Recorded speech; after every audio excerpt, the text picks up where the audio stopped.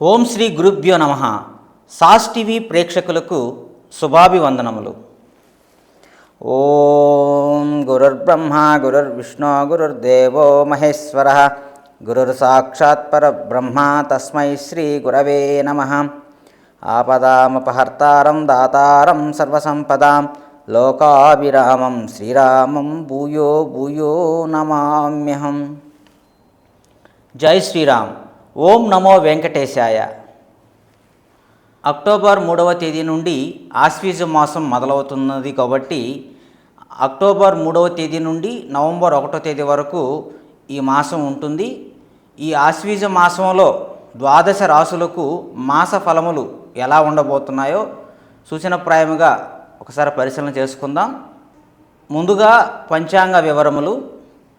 స్వస్తిశ్రీ క్రోధినామ సంవత్సరం దక్షిణాయనం శరదృతువు ఆశ్వీజ మాసము శుక్లపాడ్యమి హస్త నక్షత్రము ఐంద్ర యోగము కింస్తుగ్న కరణము గురువారముతో ఈ మాసం మొదలవుతున్నది.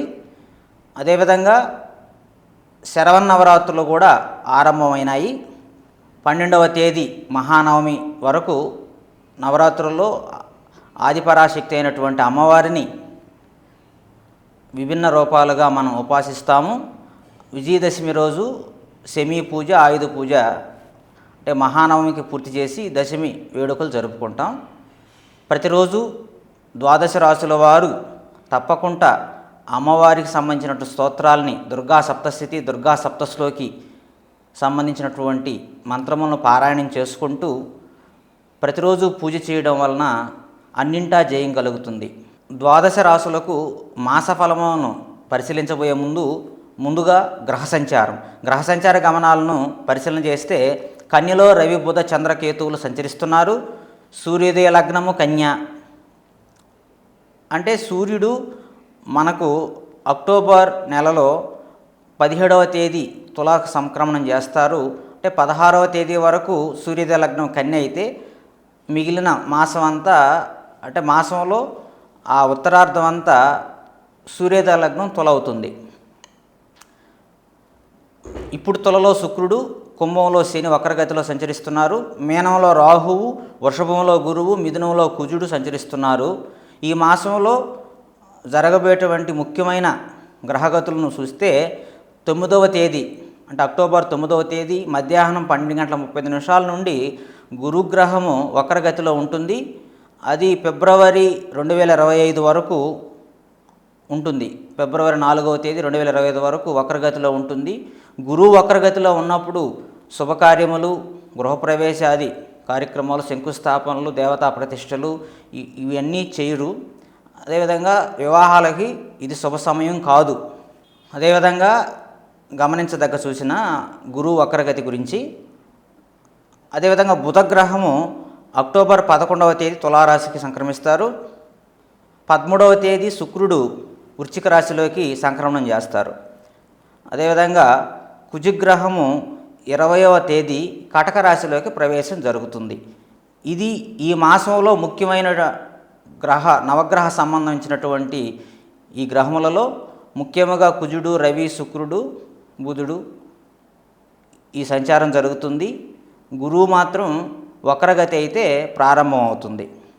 తదుపరి కర్కాటక రాశి వారికి సహోద్యోగులతో మంచి సంబంధాలు ఏర్పడి యువకులుగా ఉన్నప్పుడు ఉండేవాళ్లలో ప్రేమలో పడే అవకాశం కనబడుతుంది. అదేవిధంగా కర్కాటక రాశి వారు అద్దె ఇల్లులో ఉండేటట్లయితే అద్దె ఇల్లు మారే ప్రయత్నాలు ఫలిస్తాయి. వ్యాపారులు, భాగస్వాములు మోసాన్ని గుర్తించాలి. దురలవాట్లకు గురైన మిత్రులను మార్చే అవకాశం కనబడుతున్నది. వృద్ధ రాజకీయ నాయకులు రాణిస్తారు. శుభకార్యాలు స్థిరపడగలవు. కుటుంబంలో అలుముకున్న సమస్యలన్నీ తీరి భార్యాబిడ్డలతో సౌఖ్యమును అనుభవిస్తారు. అదేవిధంగా మీ వాగ్దానాలను మీరు ఆచితూచి ఇవ్వవలెను. ఈ నెలలో నూతన గృహ నిర్మాణ ప్రయత్నాలు ఫలిస్తాయి. గృహమున శుభకార్య విషయంలో ధనవ్యయం చేస్తారు. నూతన వ్యాపారాలకు పెట్టుబడులు అందుతాయి. కొన్ని వ్యవహారాల్లో సొంత నిర్ణయాలు తీసుకోవడం మంచిది. ఆదాయానికి లోటు ఉండదు. చేపట్టిన ప్రతి పనిలో ధైర్యంగా ముందుకు సాగుతారు. నూతన వాహనం కొనుగోలు చేస్తారు. సంతాన విద్యా విషయంలో ఆశించిన పురోగతి సాధిస్తారు. సమాజంలో ప్రముఖులతో పరిచయాలు మరింత పెరుగుతాయి. వృత్తి ఉద్యోగాలు సహోద్యోగులతో అన్ని విధాల పనులు పూర్తి చేసుకుంటారు. నిరుద్యోగులకు చిరు ప్రయత్నంతోనే ఉద్యోగ అవకాశాలు లభించే అవకాశంగా కనబడుతున్నది. మాసం మధ్యలో స్వల్ప అనారోగ్య సమస్యలు బాధిస్తాయి. కుటుంబ సభ్యులతో మాట పట్టింపులు ఉంటాయి.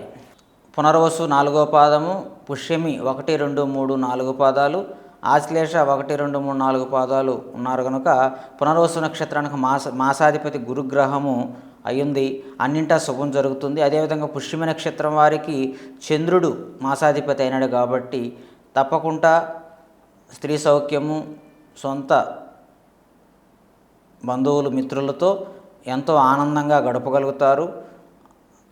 అదేవిధంగా విందులు వినోదాలు దైవ కార్యాలకి తమ యొక్క సమయాన్ని వినియోగించి మంచి భోజన సౌఖ్యము అన్నింట జయం జరుగుతుంది పుష్యమి నక్షత్రం వారికి. అదేవిధంగా ఆశ్లేష నక్షత్రం వారికి శుక్రుడు మాసాధిపతి అయినారు. శుక్రుడు మాసాధిపతి అంటే శుక్రుడు భోగలాలస కలిగిన వాడు కాబట్టి శుక్రగ్రహము వీళ్ళకి స్త్రీ సౌఖ్యమును, స్త్రీల వల్ల ధనలాభము, అదేవిధంగా సంగీత సాహిత్యాది సంబంధించినటువంటి కార్యక్రమాలకి ఆ సంబంధించిన రంగాల్లో ఉన్నవారికి చాలా అభివృద్ధి కనబడుతున్నది.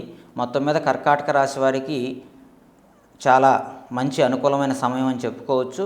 అందులోనూ అష్టమంలో శని వక్రగతిలో ఉన్నది కనుక అష్టమా శని నడుస్తున్నది కనుక ప్రతిరోజు శని నవగ్రహ స్తోత్రాన్ని పారాయణం చేసుకోవడం, అదేవిధంగా సోమవారం నాడు శనివారం నాడు పరమేశ్వరుణ్ణి దర్శించి శివునికి అభిషేకం చేసుకోవడం వలన కర్కాటక రాశి వారికి అంతా జయం జరుగుతుంది.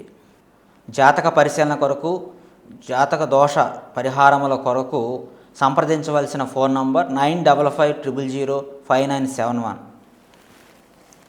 ఓం తత్సత్.